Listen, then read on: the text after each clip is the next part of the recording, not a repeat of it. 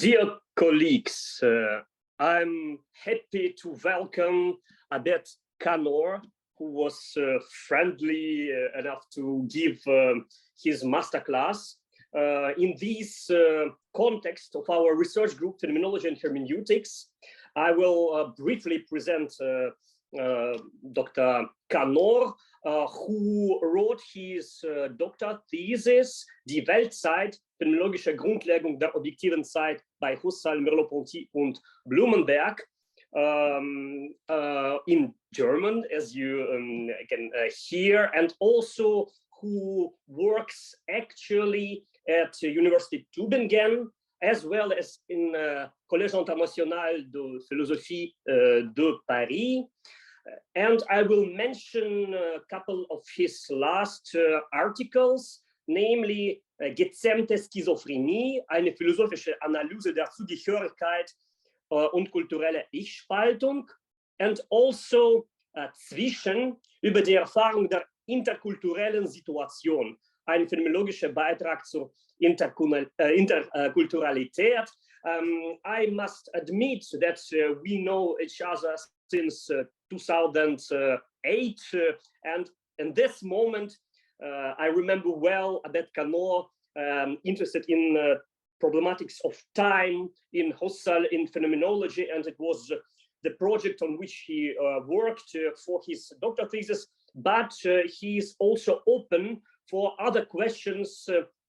So not only Husserl, Merleau-Ponty, and Blumenberg, on whom he focused his thesis, but also the questions of intercultural philosophy. And a couple years before, Abbed Kanoor also was present in our discussion. He presented a paper in St. Petersburg via internet video conference on this topic, interculturalität. And I'm happy that for our research that our group is providing, which brings together phenomenology and structuralism, Dr. Kanoor proposed this topic that you found interesting. That's why you are here, from structure to style, Merleau-Ponty. So after the presentation, after the masterclass, you can ask your questions in English, French, German. And you are very welcome to ask questions.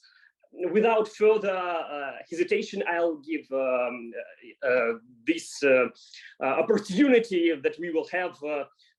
Please, Dr. Kanoor, start your masterclass. Thank you. I'm very happy. Thank you, Georgi, for this invitation. And it's honestly an honor. And I would like really to have the discussion after the presentation. I have prepared the text, the paper, and I thought that I share the screen with you. We can read the text together, and you see actually the quote, so citations, because I have the quotes in the original language in French, and so I thought that we are in a polyglot research group, and so I think it's better to see what I'm going to read, and I try to share the screen with you. So, from structure to style, this paper has 3 moments and a short conclusion. I think the best thing is to begin, and I think it's not necessary to give the summary at the beginning. So if there are points which have not been clear during the presentation, we'll talk about it after the presentation. From structure to style, Merleau-Ponty. One of the essential characteristics of Merleau-Ponty's approach to philosophy is the correlation that he discerns between the individual point of departure of a philosopher, her fundamental philosophical gesture on one side, and the singularity of her philosophy on the other side. All the details of this fundamental philosophical gesture, even tics and abnormalities, and all the elements of her philosophy its deviations and even its mistakes are important, not only because they compose altogether the philosophy of a philosopher, but because her philosophy in all its manifestations is the development and unfolding of her fundamental philosophical gesture. Each philosopher is in a way the philosopher of one singular problem or of one singular gesture. But what is Merleau-Ponty's own problematic? Or to say it better, what is his own philosophical gesture? Merleau-Ponty is the philosopher of positions, nature and consciousness, body and soul, I and mind, sense and nonsense, philosophy and not philosophy, visible and invisible. His philosophical gesture is, however, not to consider these dichotomies in the binary opposition or in a transcending dialectic leading to a synthetic third element, but to think them through the existing tension between them and to see the apparition of the one in the other. In this context, his philosophy establishes itself as a thinking of the in-between and shapes a series of concepts appropriate for this function with the aim of thinking the unreflected. Concepts of structure and style have also in this context an important function. These are two essential moments of his philosophy of sens, sense, meaning, and at the same time indications of a transition from a static to a more dynamic philosophical thought. Merleau-Ponty's first major work, La structure du comportement, includes the first confrontation with the problematic, which can be seen as one of the central themes of his philosophy, the relation between nature and consciousness in their unreductibility to each other. The gestalt theory gives Merleau-Ponty the possibility of a bridge. It means an explication model to describe the inner life of the living being through its behavior. The form and the structure of behavior are neither a thing nor an abstract idea, but the expressions of an organic unity. The main subject of Merleau-Ponty's critique in La structure du comportement is the dogmatic objectivism of psychology such as Watson's behaviorism and Pavlov's classical conditioning theory. The conception of comportement plays the main role in this confrontation insofar as it elucidates the consciousness not as an entity in a mechanistic causal relation with the world, as brain, for example, but in a dynamic exchange. Merleau-Ponty questions the presupposed immediate correlation between stimulus and reflex, as well as the explanation of animal behavior by the function of localizable body organs. It is wrong to understand the living being as a receptor of impulses coming from outside, finding their way to the center of the nervous system and exciting the living being to react to them with a movement. The center of the nervous system is not in a certain organ of the body. The organism is a whole which regulates its function according to the given situation. And since it acts as a whole, its center of the nervous system is everywhere and nowhere. We can only relatively refer its function to a certain body organ. Furthermore, the behavior has a background of sensory motor dynamism, which is determined through the exchange of the animal with its environment and prepares the modality of apparition of the stimulus. Neither the stimulus nor the reaction of the animal, none of them is the real point of departure. The outset of this interaction goes back to the relation between the living being and its environment. The form of the reaction, it means the constitution of the behavior, is determined through the particularity of animals' engagement in its environment. Therefore, the relation between the stimulus and the reflex should be explained vice versa. Or as Merleau-Ponty puts it, le comportement est la cause primitive des stimuli. What does it mean? The analysis of the structure of the behavior exposes two aspects of the adaptive capacity of living beings. First, it perceives the given environment and its own engagement in it as a situation with a discernible implicit form. And secondly, it reacts actually in its behavior to the recognizable form in the given situation. Hence, the behavior is not at all the repetition of a pure reaction, but the adapted answer to comparable situations where the living being has recognized a form in the situation and anticipates the value and the cost of a certain answer. So the typical structures of behavior in Pavlov's conditioning theory are not in a pure causal relation to the external excitement. Each relation between the target and the preparation for it presupposes a systematic learning through which the quality of this relation has been determined. Each act of the behavior is not an individual act, but crystallized as particular case of a general capacity. The animal recognizes the form and answers actually to this form. The procedure of this systematic learning constitutes the history of the behavior. We find here the origin of Merleau-Ponty's own concept of structure with counterparts such as sense, meaning, function, situation, and value. In order to gain an insight into the meaning of the structure by Merleau-Ponty, we have to find an appropriate approach to the process of structuration. From l'esprit du comportement onwards, there is a philosophy of sense, meaning, in his attitude toward nature and anthropology, distinguishing it from functionalism and gestalt-psihology. The core of this approach is the quest of a sense-giving unity. The living being is involved as a whole in the exchange with the world. This observation means the distinction between center and periphery relative. Beyond the anatomy of stimulus and reflex, common to behaviorism and conditioning theory, and the anthropomorphism, his main critique of Gestalt theory, Merleau-Ponty is looking for what he calls le rapport à l'ensemble, which he defines as causalité circulaire, in opposition to causalité linéaire. To understand the secular causality, we have to go beyond the classical image provided by psychological empiricism on one hand, and the physiological atomism on the other hand. They are two sides of the same coin, according to which the organism has already a toolbox of sensory motor instruments and applies them as a response to the local situations. What Merleau-Ponty is searching for is not an ontological pre-established structure, but what he calls le théâtre of a qualitative variable process.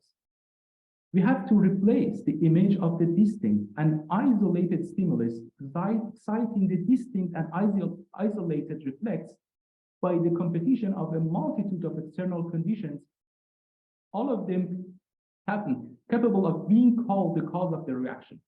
Explaining the activity of the nervous system through a direct flow from the sensual receptors until the effector organs, phénomène longitudinal, does not help us to grasp the complexity of the organic behavior. It has to be replaced by a perspective which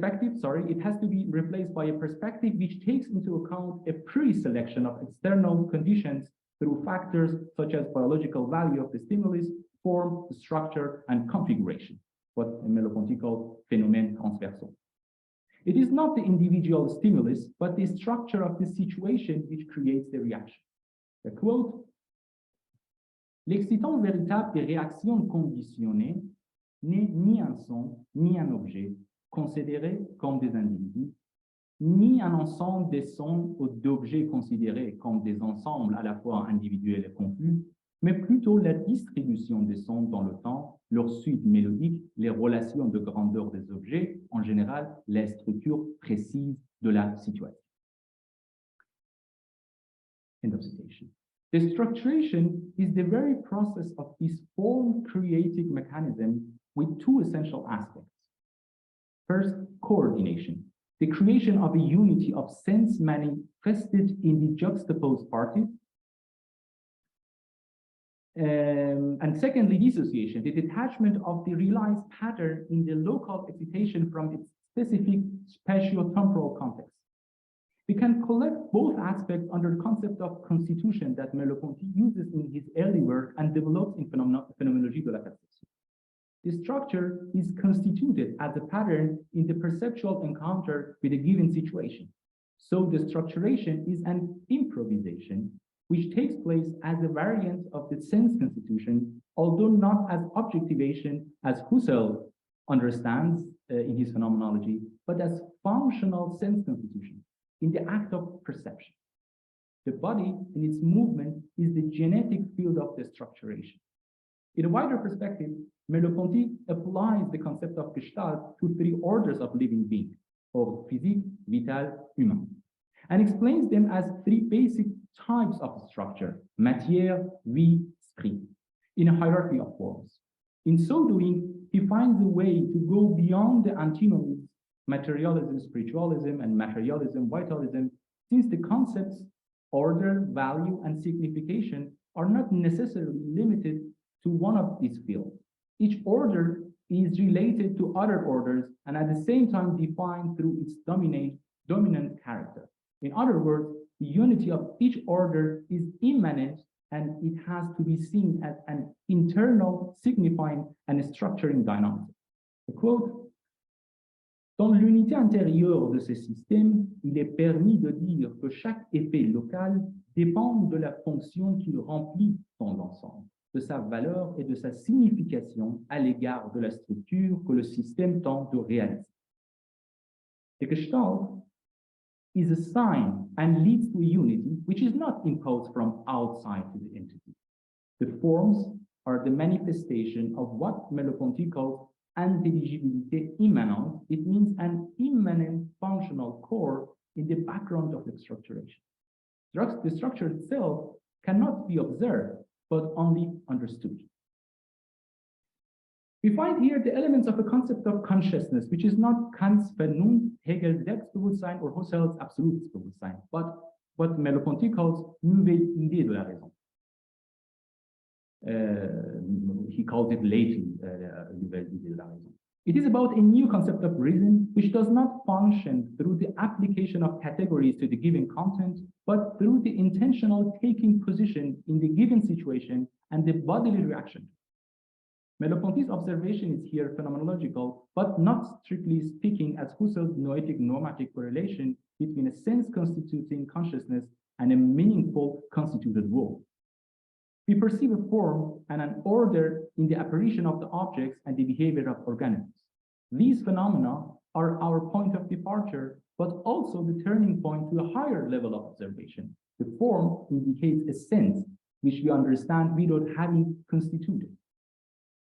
We cannot deny the anthropomorphism of categories such as form, value, structure, and meaning. Nonetheless, it is not the question of projecting concepts to the nature, but rather translating structural processes to the human language. There is a correlation between language and the structure. Not the language, language creates the structure. So I have the differential form. Not the language creates the structure. It's not the language that creates the structure. The language responds to the structures because we are in language dealing with the same configuration that we perceive in our sensational encounter with the world. To put it differently, the point of departure is the form and not the consciousness. That is why even the physical form exposes a certain structure without being totally understandable for the consciousness. To sum up the insights from Merleau-Ponty's early work, we can say the structure is neither an entity nor an a priori principle, but the expression of certain configurations of signification. For example, before the objective study of a physical object, we observe it at first in the life world as a unity with its internal circulation and equilibrium as the expression of its physical structure. We observe its form as the manifestation of its internal unity. In a higher ontological level, this internal unity gives the whole living being the character of an indecomposable individual. This is an essential philosophical intuition for Merleau-Ponty's later phenomenology. There is for each individual a general structure of behavior as a unity expressed in certain constants of its conduct. The structure is in this case a momentarily manifestation of the general orientation of passive active life in its bodily expression. The distinction between the essential and the accidental becomes here relative. Each particular apparition reveals in a way the essence of the individual. The individual as a whole has a tendency to a unity in its orientation toward world. A quote, chaque organisme a donc en présence d'un milieu donné ses conditions optimales d'activité, sa manière propre de réaliser l'équilibre. Et les déterminants intérieurs de cet équilibre ne sont pas donnés par une pluralité de vecteurs, mais par une attitude générale envers le monde. The singularity of the individual structure is thus, according to this quoted passage, due to its dialectical relation to the world and the way it finds its own way of realizing the balance. The individual is bodily engaged in the world, and the world is the field of its signification vitale. The strangeness of the world is reduced through the structuration process to the point where the stage of the most comfortable and most adopted action, means the habit, is reached. Here is where Merleau-Ponty takes distance from Gestalt theory. Against the materialism of Gestalt theory, which explains the Gestalt based on cerebral isomorphism, he follows the organic theory of Kurt Goldstein. The perceptive form is the result of the functional structuration of the organism, which it applies on his or on its environment. The structuration is the act of creating an order in the perception of the surrounding situation and the process of taking positioning. In doing so, we can say Merleau-Ponty replaces the psychology of form with the philosophy of the living being. Or if we want to go a step further and focus on the consciousness, we can say he turns toward a phenomenological anthropology. So now we come to the second part, mainly based on this problematic in the phenomenology of perception. In Phenomenologie de la Perception, Merleau-Ponty considers the Gestalt psychology as a theoretical reflection whose philosophical theory is to be found in Husserl's phenomenology. The fact that Wolfgang, I have to let people in. So, sorry, Georgi chose me, actually gave me the responsibility of being administrator at the same time, and I have to check if someone wants to join us. And so sorry if there's a interruption. The fact that Wolfgang Köhler writes about the phenomenological description that Kurt Kafka, Husserl's former disciple, describes the form not as an event in the world, but as an internal law of constitution, that Husserl himself uses in his later philosophy the terms such as configuration and Gestalt, are all, in Merleau-Ponty's eyes, indications of a convergence between Gestalt theory and phenomenology. These similarities, however, don't cover the divergent essential points between them. First, the attitude of the Gestalt theory toward the naturalism and the causal thinking is neither radical nor consequential. Secondly, Gestaltists ignore the fact that psychological atomism is a particular case of the theoretical dogmatism concerning the determination of world and treat the consciousness as a compilation of forms, an assemblage de formes. And thirdly, Merleau-Ponty paraphrases Husserl's thesis that there is a gap and not a parallelism between psychology and phenomenology. The philosopher has to make a methodological step from the natural attitude in which psychology, even the Gestalt theory, is involved, to the transcendental attitude. We need to have an insight into the meaning of the transcendental attitude for Merleau-Ponty if we want to understand the philosophical status of the structure of his phenomenology. We find in Phenomenologie de la Perception the same approach to the structure as a variant of signification, namely the biological sense of the situation. Here again, Merleau-Ponty is looking for what he calls un autre type d'intelligibilité, discernible in the behavior. Nevertheless, there is a crucial shift of emphasis from les structures de comportement to Phenomenologie de la Perception. It seeks now the pre-objective field of meaningful structuration in the subjective immanent experience. In order to arrive at this field, he accomplishes a philosophical double process. First, reorientation of the presupposed objective explanation to its origin in the phenomenal field, and secondly, transition from the phenomenal field to the transcendental field. The first step from objective explanation to the phenomenal field, inspired by Husserl's phenomenological reduction, called into question the positivist approach to the perception predominantly obsessed with the positive givenness of the object. The perceptual field does not consist merely of things, choses, but also of the void between the things, vide entre les choses. This void is a constitutive negativity for the sense and the meaningful structure of objects in the perceptual field. In his approach, Merleau-Ponty does not refer to Kant's criticism, which contributes the spontaneous activity to the reason and not to the sense perception itself. Merleau-Ponty restored instead to German Romantic approach to the sense perception as Herder and Goethe formulated. It means instead of considering the sense perception as a passive process of collecting impressions, he encourages us to reconsider our perceptual experience, especially the act of seeing, in the richness of its active property. The sensational perception is an encounter with sense meaning, in the context of world experience that Merleau-Ponty calls le spectacle du monde. The perceptual world is not composed of qualia, but determined as an apparition field through the vital value of the objects interwoven in the thickness épaisseur of the intentional texture. Therefore, the immediate contact of consciousness is not with impression, but with sense, meaning, and structure as a spontaneous arrangement of parts. In the second step, Merleau-Ponty deepens his quest and seeks for the original living experience as the ultimate source of the sense constitution. He wants to bring the philosophical triad of self, others, world, moi, autrui, monde, to its primordial source, where its three poles are to be thought à l'état naissance.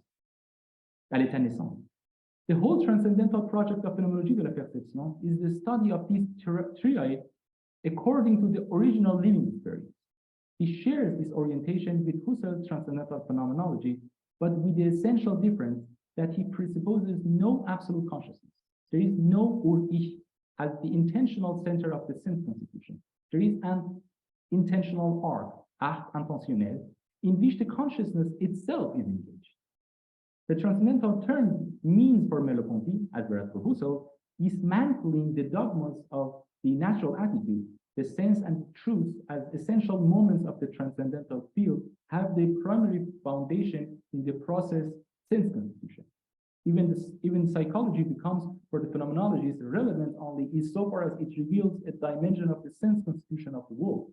Whereas the emphasis on the sense perception in the phenomenal world uncovers the life world behind the presupposed objective world, the passage from the phenomenal field to the transcendental field reveals the sense constitutive process which determines the world appearance for us.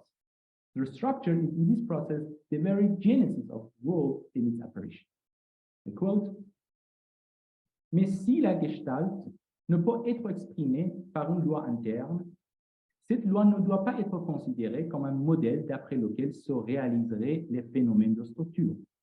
Leur apparition n'est pas le déploiement au dehors d'une raison préexistante. La forme, elle est l'apparition même du concept, et non sa condition de possible. Elle est la naissance d'une norme et ne se réalise pas d'après une norme. Elle est l'identité de l'extérieur et de l'intérieur, et non pas la projection de l'intérieur dans l'extérieur. As Merleau-Ponty formulates in this passage, first, the structure is not a pre-given model or an a priori form which exposes a pre-existing reason. Secondly, the structure is the world apparition itself, not its condition of possibility. And thirdly, the structure is not the projection of an internal norm or pattern to the external world, but the encounter or the identity, as Merleau-Ponty puts it, of the internal and the external. It is not a psychological pattern projected to objects, but the very genesis of norm and pattern itself. The process of sense constitution is the main feature of the transcendental analysis that Merleau-Ponty shares with Husserl. But whereas the latter takes the individual subjective experience as a point of departure to get hold of noetic-noematic correlations or to arrive at the intuition of the essence, Wesensschau, and the intersubjective objectivity, Merleau-Ponty emphasizes the particularity of the individual subjective experience. The thinking ego is for Merleau-Ponty no bearer, träger of the absolute transcendental consciousness as Husserl would say. It is an ego engaged in the creative operation of the sense constitution, which takes its motivation and orientation on one side from la facticité du réfléchi, it means the world in its situative apparition, and on the other side, from the particularity of the situated individual subject. Both elements, the facticity of the world apparition and the particularity of the individual subjective experience, are the elements of Merleau-Ponty's own phenomenological approach to the question of transcendental. He seeks for a philosophical thinking which takes seriously what he calls la résistance de la facilité, and rebels against any philosophical generalist approach which is not subordinated to any situation. The particularity of the individual subject experience is a point of departure for more radical awareness and opens the way to think le spectacle du monde. The core of this philosophy could not be the autonomous transcendental subject. I quote, le centre de la philosophie n'est pas une subjectivité transcendantale autonome, située partout et nulle part. Il se trouve dans le commencement perpétuel de la réflexion, à ce point où une vie individuelle se met à réfléchir sur elle-même. Une philosophie devient transcendantale, c'est-à-dire radicale, non pas en s'installant dans la conscience absolue sans mentionner les démarches qui conduisent, mais en se considérant elle-même comme un problème. Non pas en postulant l'explication totale du savoir, mais en reconnaissant comme le problème philosophique fondamental cette présomption de la raison. It is not in leaving the particularity of the situated subjective experience, but in deepening this particularity and in trying to problematize the philosophical reflection and the reason itself out of this particularity that we find the foundation of the sense constitution. Each act of sense constitution has its root in the corporeal engagement of the subject in the world and has its beginning in the corporeal orientation to world. We can ascribe to Merleau-Ponty a phenomenological, I would say, Leibnizianism. While the differential singularity of a monad in its world perception distinguishes it from other monads, and Leibniz arguments by this means for an ontological perspectivism, Merleau-Ponty pleads for a phenomenological perspective. By means of its particular situation, conditioned by its embodied existence, the individual has a singular world perception which constitutes its particular perspective and the horizon of its sense constitution. Here, the style as a phenomenological concept obtains an essential relevance, because as the junction between the internal and the external in the individual, the style represents two aspects, facticity and particularity, of the transcendental sense constitution. And so, the third moment.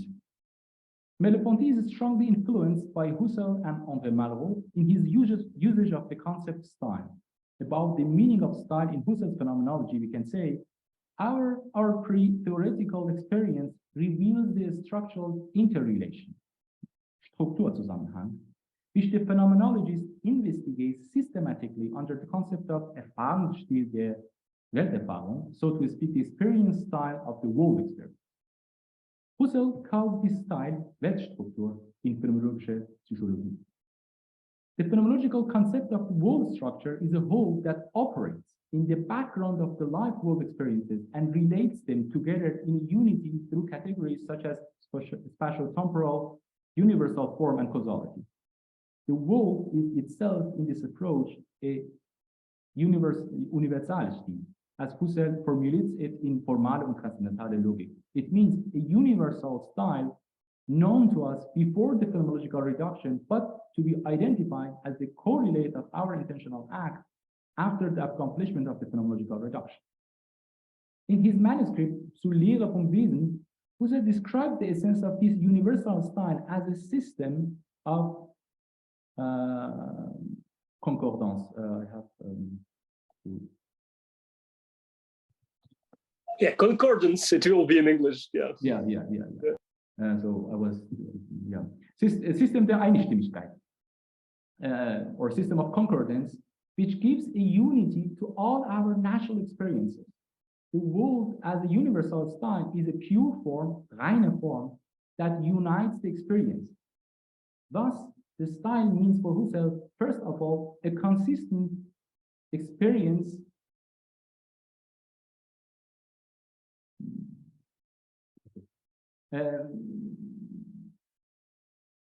the style means for Husserl, first of all, a consistent experience style, which manifests itself as concordance. The whole structure is therefore a normative correlate, and as such, the result of the intentional activity of consciousness. In contrast to Husserl's epistemological approach to the structure as an aspect of the cognitive experience, Merleau-Ponty understands the structure in La Structure du Comportement as the expression of the inclusion of corporeal existence in its surrounding world, as I showed in the first part. It is an organic unity and not a normative correlate that connects the activities of the corporeal existence. The structure is neither an objective entity in the world nor a psychological form. The corporeal existence as a spatial, linguistic, and sexual being arrives at meaningful structure in all its activities, which are the expression of its adaptation to the world and the perceptuality of world for it. Merleau-Ponty's approach to the concept of style also has to be understood in this context. In his book, Du lien des êtres aux éléments de l'être, Charles de Saint-Aubert, great well-known specialist of Merleau-Ponty, in detail how a conceptual turn takes place in Merleau-Ponty's philosophy from 45 until 51. There is a movement from classical philosophical concepts vastly used until 45 toward the descriptive meaning of the topological figures such as empiètement, enjambement, chiasme, entrelace, cercle, and so on. To put it in other words, the concepts and figures used to explain the relation between the objects find themselves a philosophical relevance. In parallel, a transition takes place in Merleau-Ponty's thought from the phenomenology of perception, relation of beings to each other, to the ontology of sensible elements of being itself. His work, La Prose du Monde, and its contribution to the concept of style is an important step of this transition. In the last chapter of Phenomenologie de la Perception, Merleau-Ponty argues that the singularity of the individual is undeniable, but not absolutely closed in it. The presence of the individual is at the same time the presence of the world and of others. The individuality forms itself along a constant reference to a common world with others.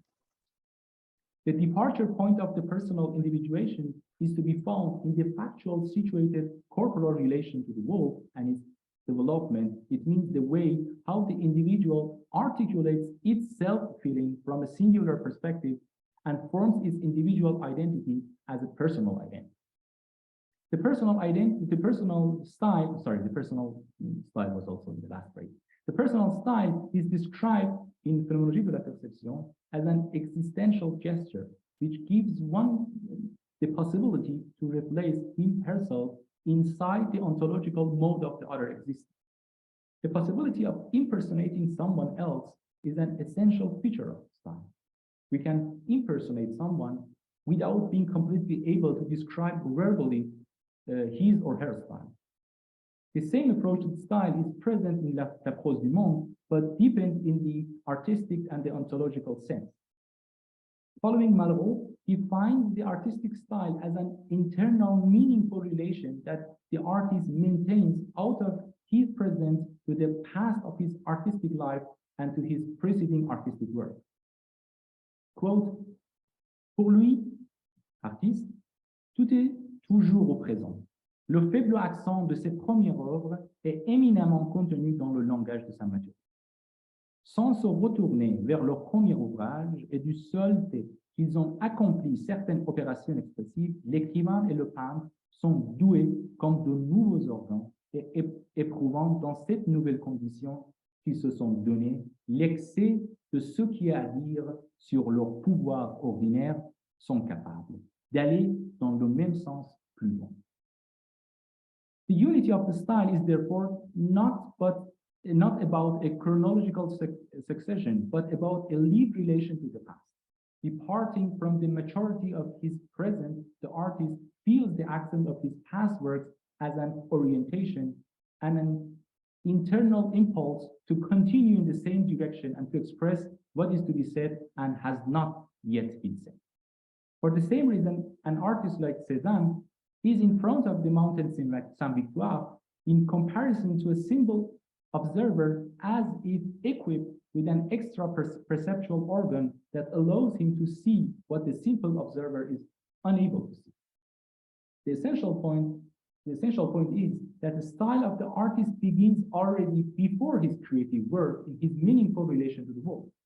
The style has its origin in a situation in the moment fécond, as Merleau-Ponty puts it, before any established sense and meaning, where the artist devotes his sense-giving gaze to the object. The sense is here not presupposed, but to be created. In this creative moment, and the question is if a deliberate distance from the style is possible, the artist is in a sense-giving encounter with the world, where not only his creative occupation, but also his perception contributes to his style. A quote, il faut le voir apparaître au point de contact du peintre du monde.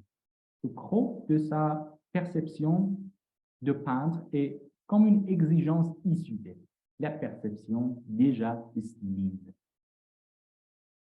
Through his style, the artist produces a coherent deformation of Merleau-Ponty, deformation cohérente, in our world perception, through which the world apparition obtains a new articulation in a different perspective.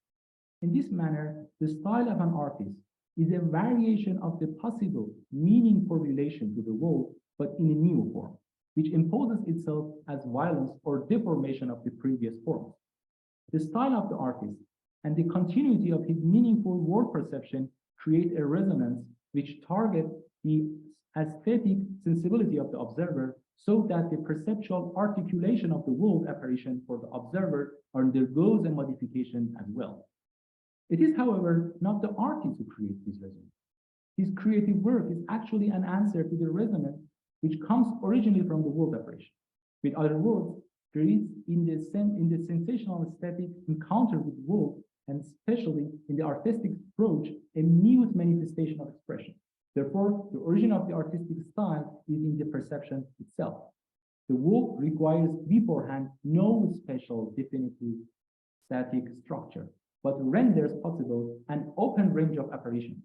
Merleau-Ponty refers to Malraux, quote, tout style est la mise en forme des éléments du monde qui permettent d'orienter celui-ci vers une de ses parts essentielles. It means to the world apparition belong supporting points for our perception, which allow us to take them as perceptual turning points in order to engender new sense articulation. The style means in this phenomenological aspect the activation of possible articulations which already exist in the world apparition. The style is hence everywhere and nowhere. It is a modality. It means the possibility to create a meaningful articulation which is neither totally familiar nor completely unfamiliar. The style in the perception is a dimension of the world style. It means the possibility of meaningful articulation in the world apparition itself. Then there is a relation between the physiology and the ontology of the senses. As the title of the essay, Langage indirect, in La prose du monde suggests, there is an indirect, unarticulated, but articulable language in the world apparition. To put it differently, there is no objective world spirit which has loaded the world with significance, but there is an aesthetic, sensational logos in the world. Logos des lignes, des lumières, des couleurs, des reliefs, des masses, présentations sans concept de l'air universel. The physiology is an effort to articulate these unuttered logos and a way to discover the visibility of the invisible. The world style means here the preliminary schema of the sense in the world apparition, which does not manifest itself in the perception as sense, but as direction and orientation. A quote, il suffit que, dans le plan des choses, nous ménagions certains creux, certaines fissures, et dès que nous vivons, nous le faisons, pour faire venir au monde cela même qui lui est le plus étrange. Un sens, une incitation sort de celle qui nous entraîne vers le présent ou l'avenir ou le passé, vers l'être ou le non. Il y a style et de la signification dès qu'il y a des figures et des ponts, une norme et une déviation, un haut et un bas, c'est-à-dire dès que certains éléments du monde prennent valeur de dimensions selon lesquelles désormais nous mesurons tout le reste, par rapport auquel nous indiquons tout le reste. There is a world style as soon as certain elements of the world apparition take the function of a turning point and bring an order into being, which gives the possibility to arrange other elements of world apparition. In analogy with the work of art, in which the style gives the artist an orientation, there is also in the world apparition, in the perception, a pre-given sketch present. The style of the artist is the accomplishment of the same phrase or sketch initiated in his perception. Merleau-Ponty writes, il ne s'agit jamais que de pousser plus loin le même sillon déjà ébauché dans le monde, comme il le voit, dans ses œuvres précédentes ou dans celles du passé.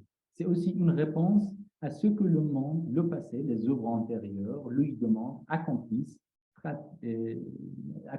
fraternel. The artist has a rich sensibility for the articulations of world apparition, but this richness is potentially present in each perception. Before the act of the expression, the presence of the perception is not neutral and without significance.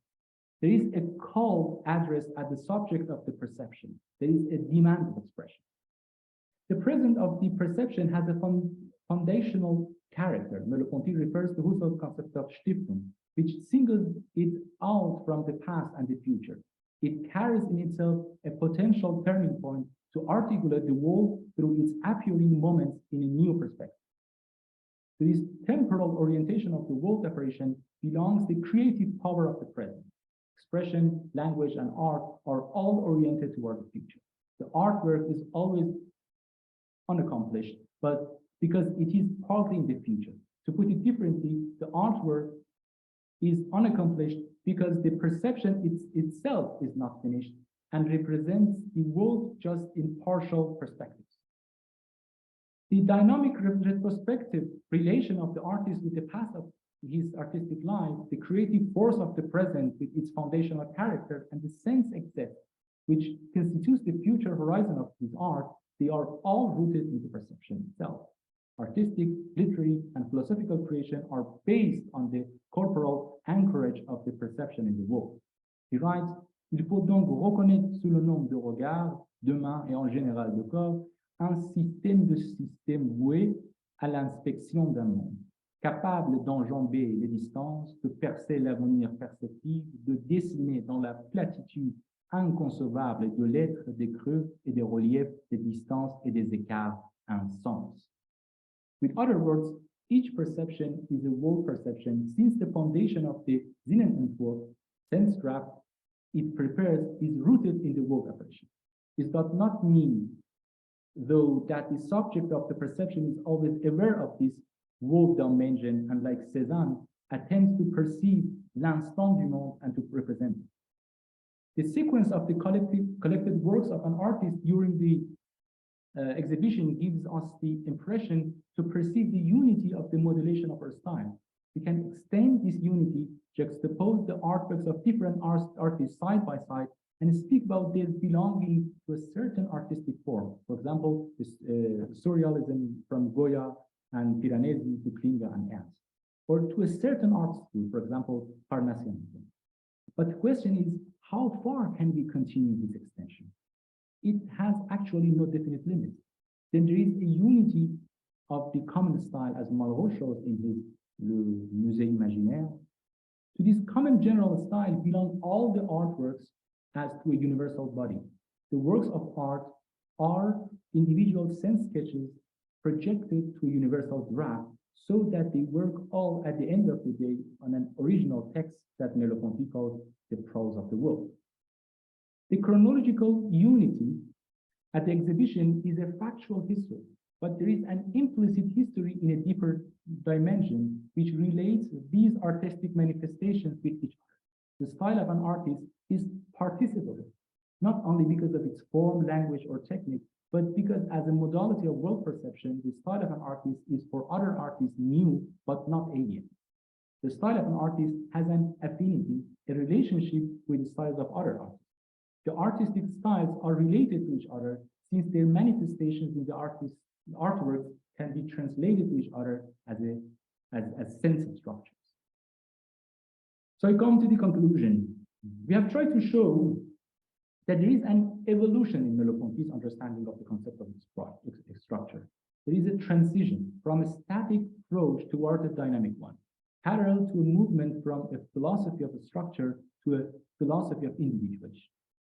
This movement finds its climax in the concept of style, which becomes an important element in Merleau-Ponty's late phenomenological aesthetics and the phenomenology of world appearance. He adopts Malraux's definition of the artistic style as a coherent deformation. The artist reinterprets the world out of her singular horizon of sense constitution and world operation. He writes, Malraux montre avec profondeur que ce qui fait pour nous un Vermeer, the great painter, ce n'est pas que la toile peinte un jour soit tombée des mains de l'homme Vermeer, c'est qu'elle réalise la structure Vermeer, ou qu'elle parle le langage Vermeer, c'est-à-dire qu'elle observe le système d'équivalence particulier qui fait que tous les moments du tableau, comme 100 aiguilles sur 100 cadrans, indiquent la même et irremplaçable déviation. The essential question is not anymore what actually the structure of Vermeer's work coming between a view of Delft or the milkmaid looks like, but rather what makes this structure possible. The structure means here a particular system of equivalences repeated in several works of Vermeer. We know all how the world appears to us differently after an intensive visit of an exhibition. The vivacity of colorful but vague scenes after Monet, for example, a more geometrical view after Cézanne, a sensibility for blue after Jean Fouquet, and an infinity for the beauty of hands after Quentin Massis. Nevertheless, these particular systems of equivalences are the individuation moments of a more general sense-constituting process behind which the concept of style designates. During our visit of the exhibition, we don't observe the structures objectively.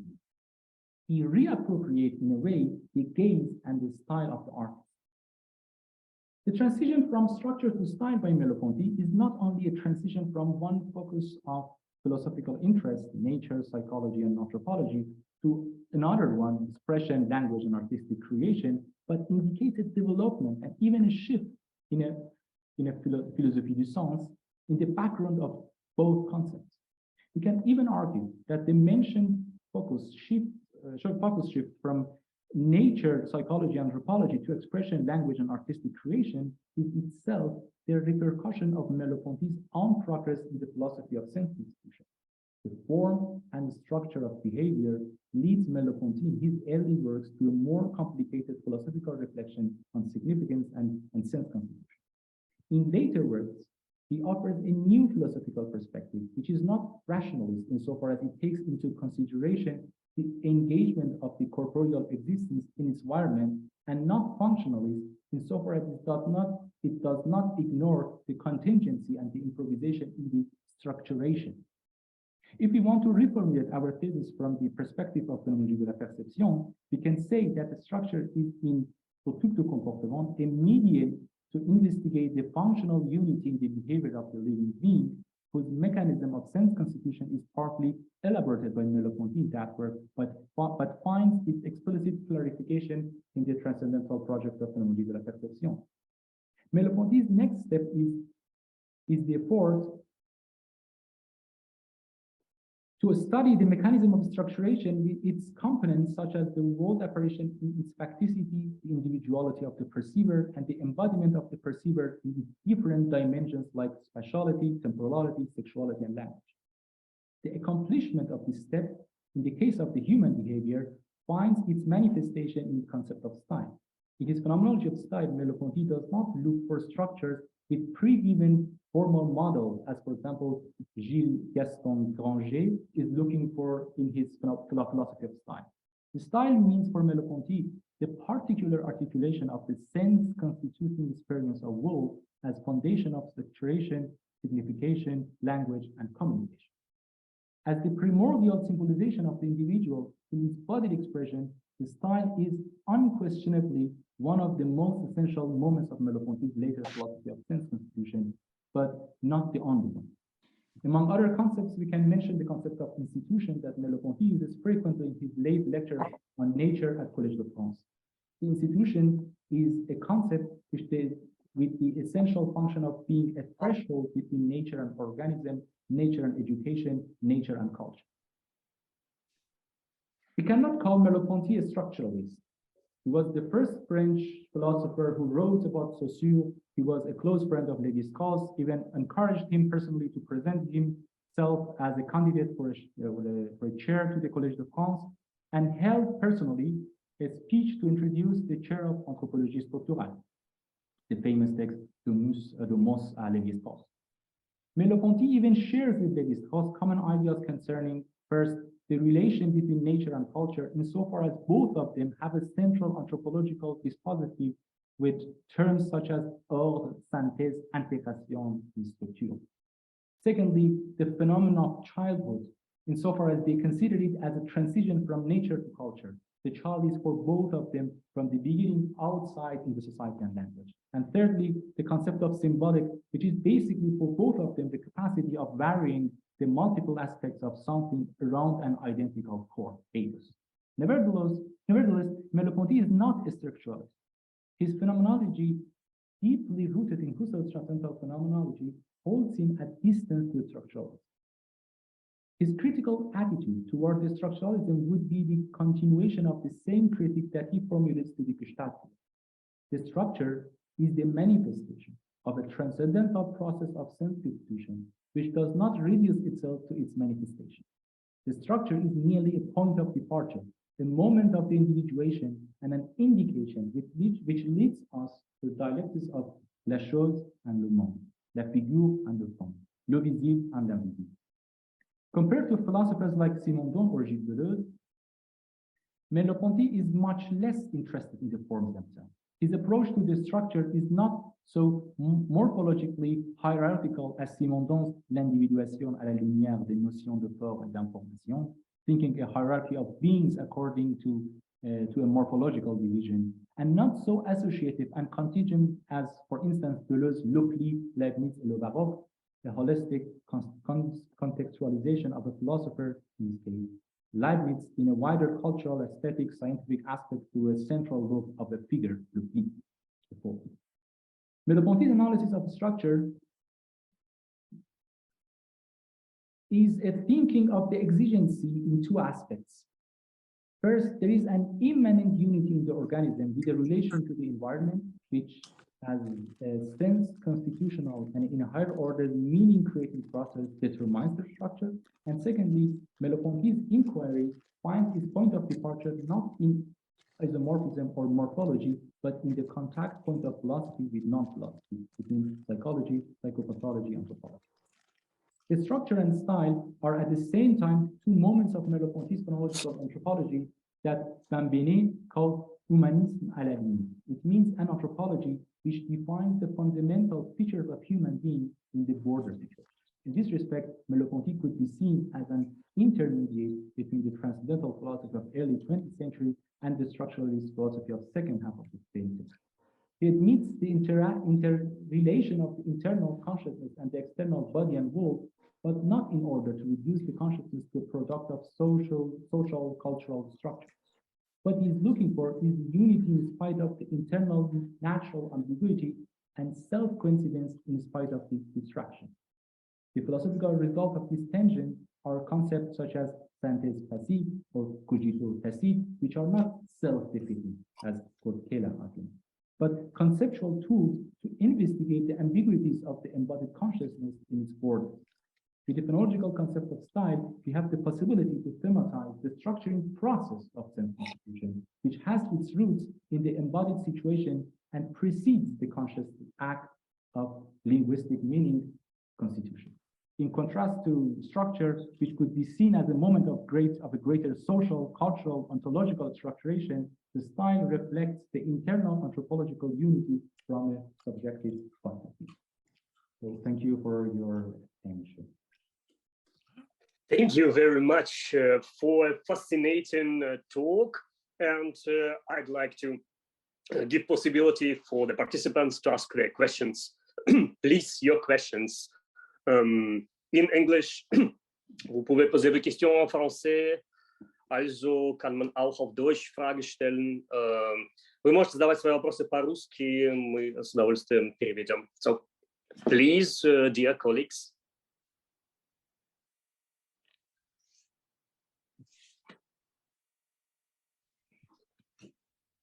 Are there questions? Yeah, Ekaterina Khan, please. Yes, dear Abed, thank you for a very interesting and truly fascinating presentation. I personally was very happy to hear that it's not only me who thinks about Merleau-Ponty as a Leibnizian phenomenologist. So my question concerns the influence, the possible influence on this understanding of reason, what is called nouvelle idée de la raison, here of the effectiveness in Max Scheler, because early Merleau-Ponty was, as far as I know, a bit influenced by Scheler, and he wrote about Scheler. So would you think that there is certain certain influence in this line of his argumentation? That's the first question. And also the second question was just a little bit to maybe develop how the intentional arc is working in Merleau-Ponty, because I think this is a very interesting concept of arc here. So thank you. Sorry, again, so the second question was? Second question is about the concept of intentional arc. A little bit comment further. Okay, arc. Okay. Concerning the first question, so there's one short answer. I noted. I remember some references to Max Scheler, but since me myself, I'm not that much familiar with. It's something that I'm really curious about, and I would be looking for. But this approach to the reason and the way I try to show the movement, intellectual movement, philosophical movement of Merleau-Ponty, how he develops and tries to find the patterns of sense and structure in the perception itself, and then we see also in his courses on nature, the nature, and the style is a key concept to think this process, which is beyond the structuration. Reminds me of his lectures on nature in Collège de France. He has a very interesting narration of modern philosophy. He says that this distinction between natura naturans and natura naturata is something of late Middle Ages, and natura naturans, when the natura naturans becomes the place of giving sense to the nature and is identified with God. Once we don't have a God anymore, the nature is nothing but natura naturata, and the way he understands Descartes and modern philosophers is following this division, with the exception of two thinkers, Schelling and Whitehead. It is very interesting that, according to him, these two thinkers, Schelling and Whitehead, are not following this logic of this division between natura naturans, but they look for a form of sense constituting, I would say, so phenomenologically, a process in the nature itself. And in this sense, I would say that, thank you for your remark concerning Scheller. I will check it. But to me, would be the further step would be to deepen this aspect, the way he understands the question of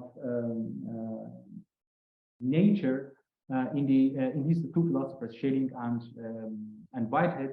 And concerning the second point, acte intentionnel, in phenomenology of perception, he takes it for the Husserlian position. Apparently, he's mistaken. Actually, he gets the formulation. Georgi, Andre, you can correct me. I think he takes the formulation from Eugen Fink, but he thinks that he is coming from Husserl. And but the idea or the critique behind is that the difference between acte intentionnel and the intentionality in Husserlian sense is that it is not about the act of consciousness and the objectivation which happens through the act of consciousness, but it is about a preliminary step before this process, and it is about the what he calls, following Husserl / Eugen Fink, fungierende Intentionality, the functional intentionality. Just to give an example, I'm talking to you, and before I am conscious in the sense of act consciousness of this act of talking and looking forward to the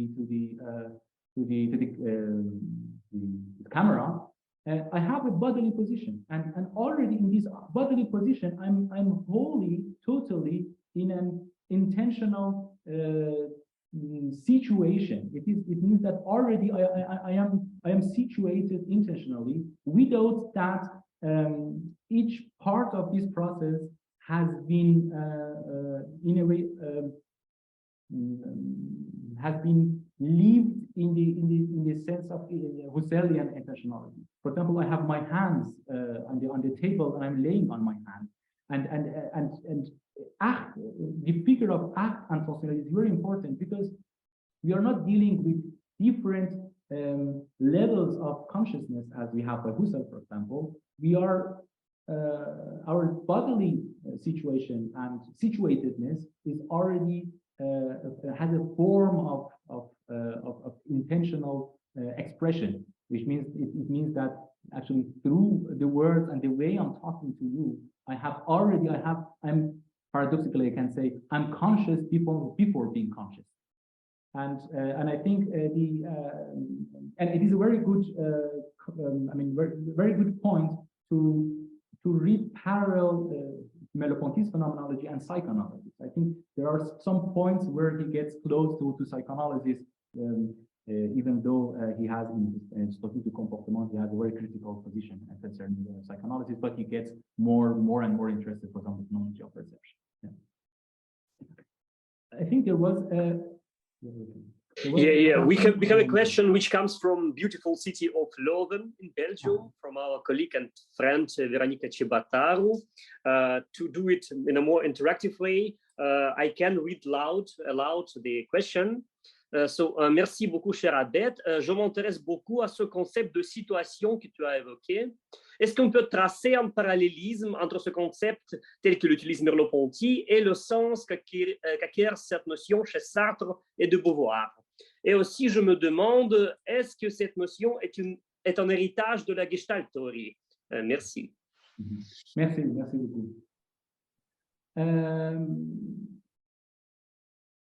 In fact, so I reacted. So I'm in the English so logic now. I react so also in English.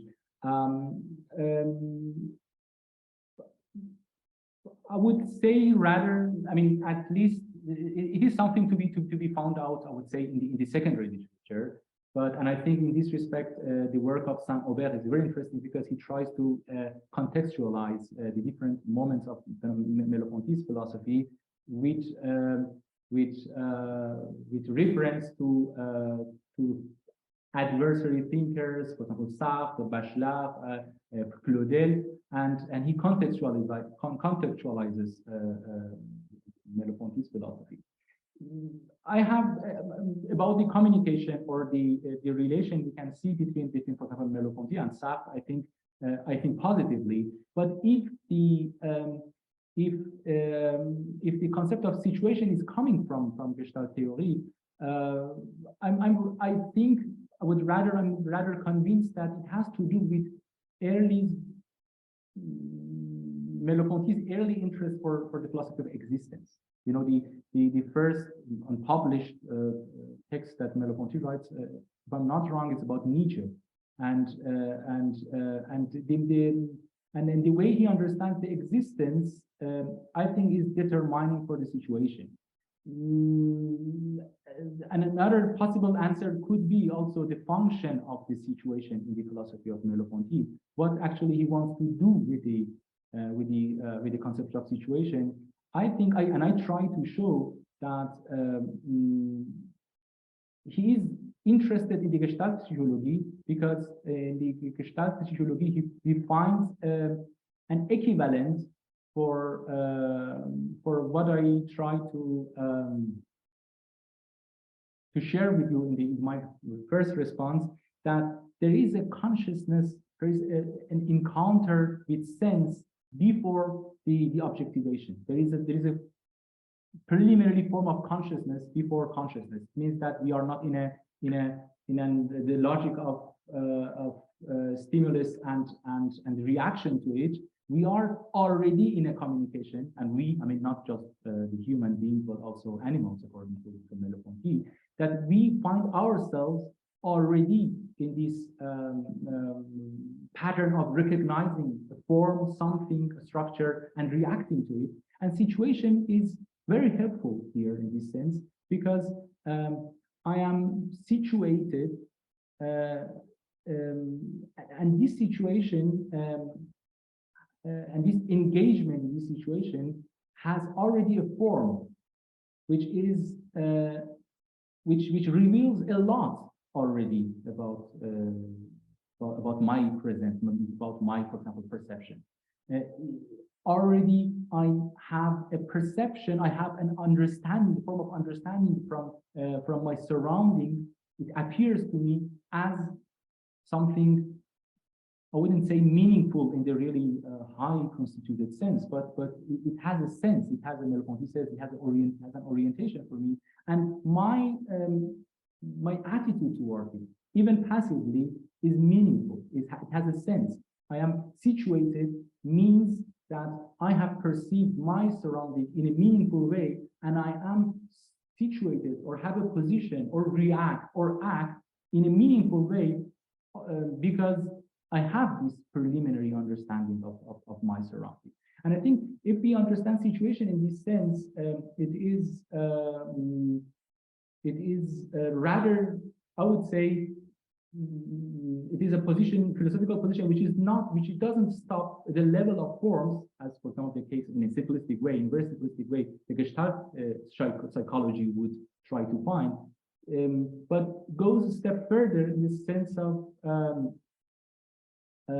what is behind these structures, what shows itself at the structures as different forms of the structures, and I think if we take this understanding for granted, we can say that, for example, reading Merleau-Ponty and Sartre, especially in the political implications of situation, could be very interesting, because Merleau-Ponty's understanding of the situation is much more due to the passivity.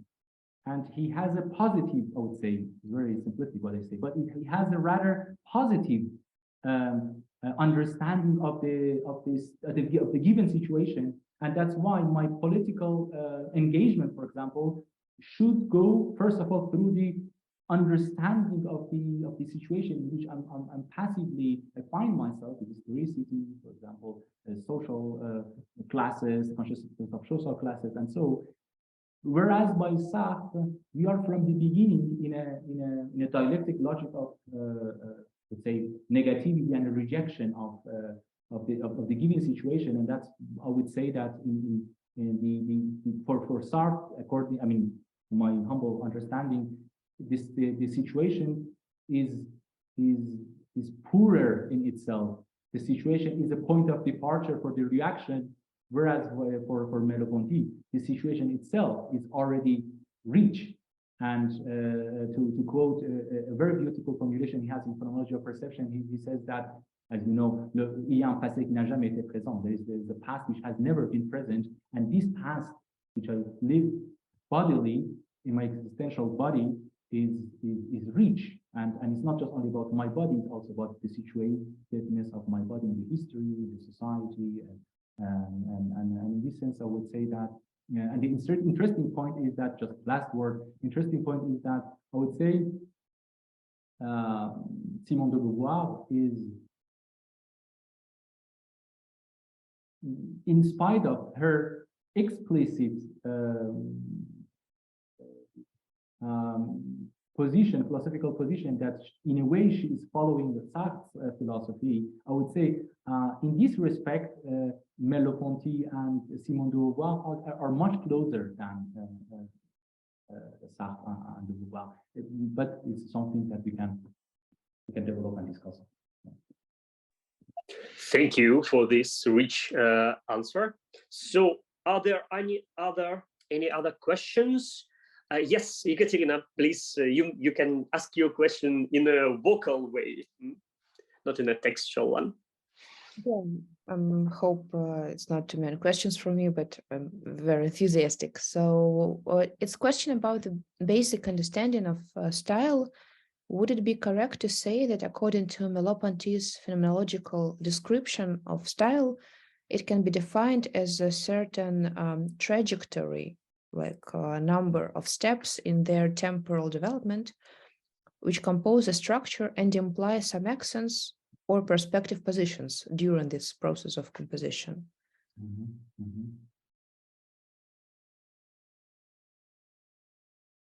Yeah. So the difficult point about the concept of style by Merleau-Ponty is that, as I try to show, we have two main moments, two main contexts. One is the explicit reference to style in his writings about work of art and the artistic creation, and the other context is deeply philosophical in the sense that, for example, in what he writes about temporality, he calls it is also a style of world. Time has this worldly aspect in the phenomenological sense. It is really difficult to tackle down what were actually Merleau-Ponty's philosophy of or phenomenology of style actually explicitly is, and what are different moments. I think it is not impossible to outline, but interesting point is that style has some indications, shows some possible pathways that could be really inspiring to think, I would say, style, structure. I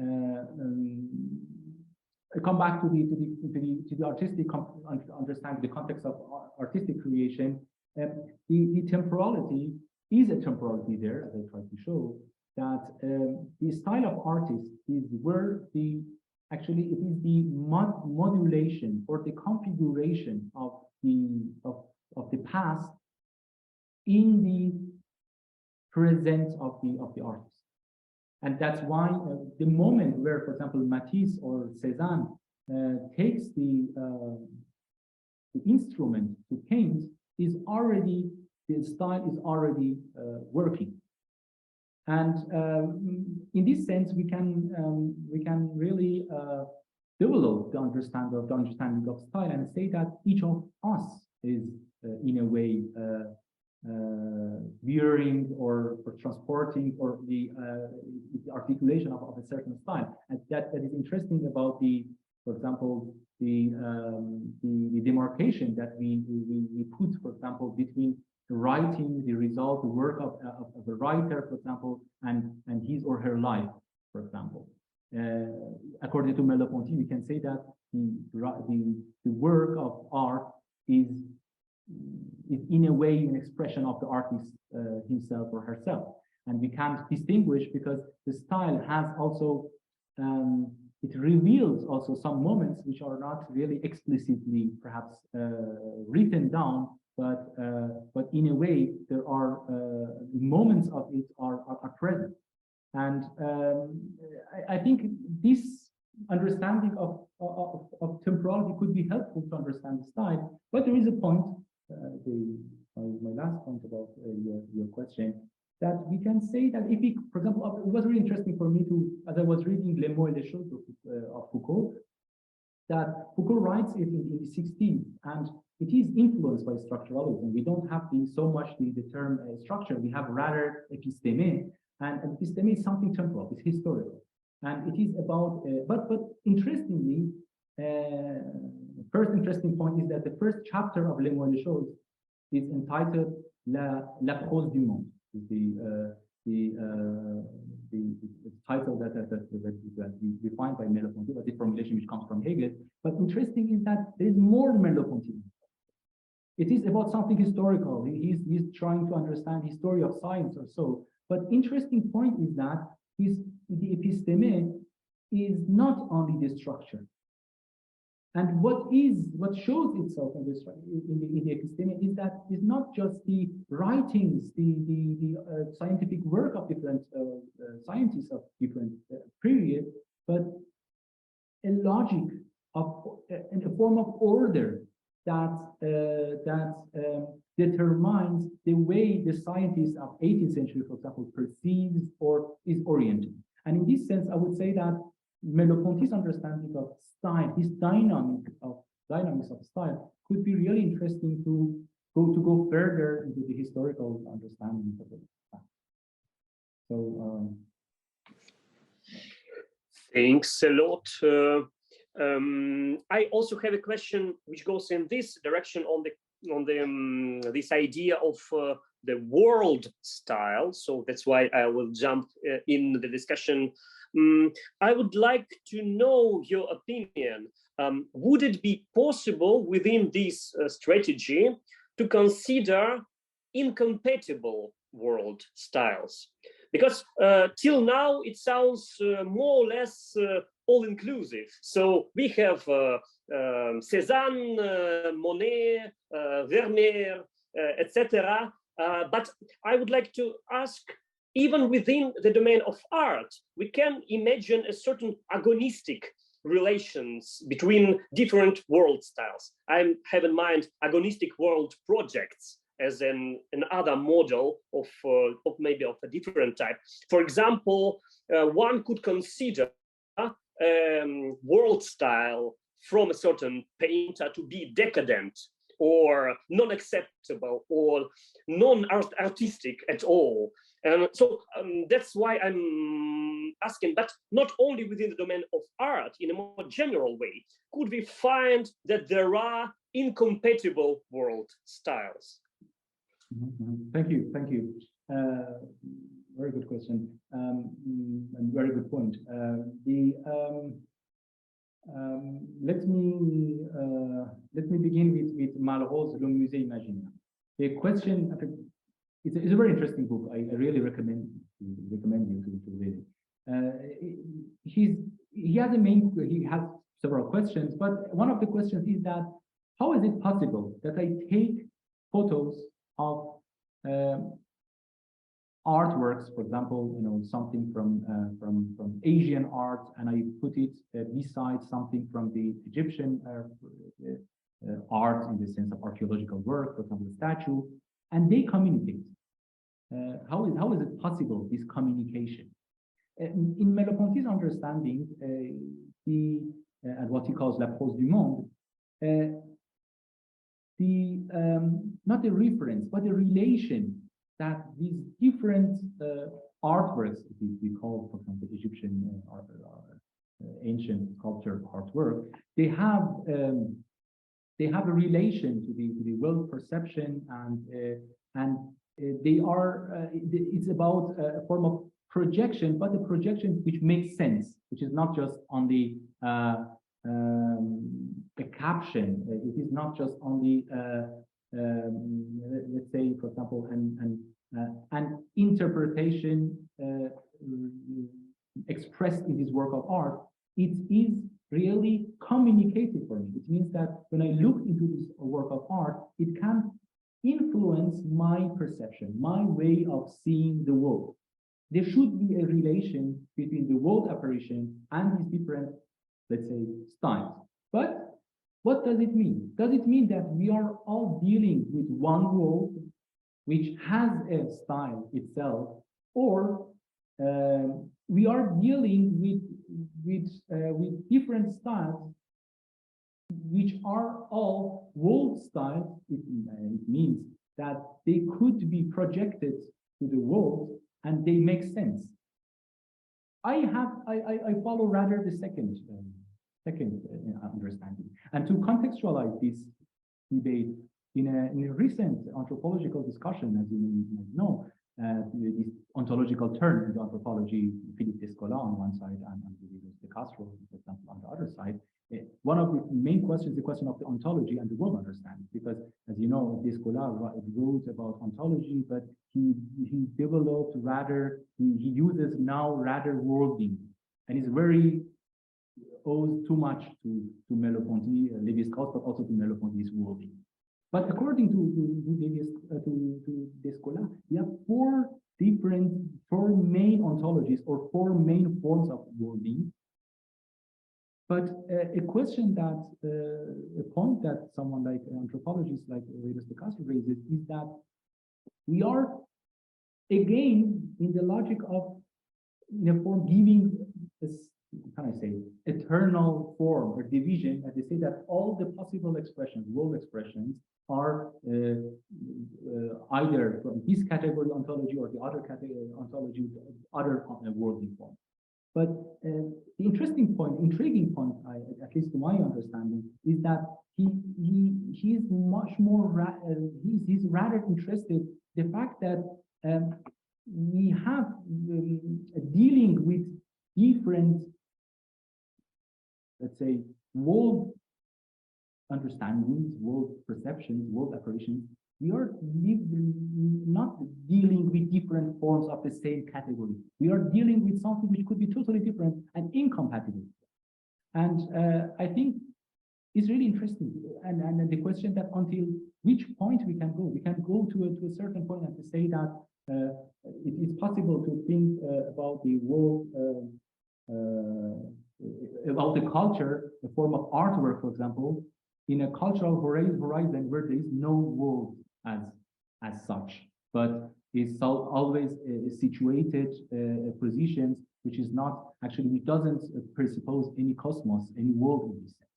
I think with the second option that I think we can follow by Merleau-Ponty, I would say that it is not close to the incompatibility of different world styles, because we come back to the first point that because this communication is not about they are the patterns of the same world, but rather it means that all of them make sense and could be projected into the world.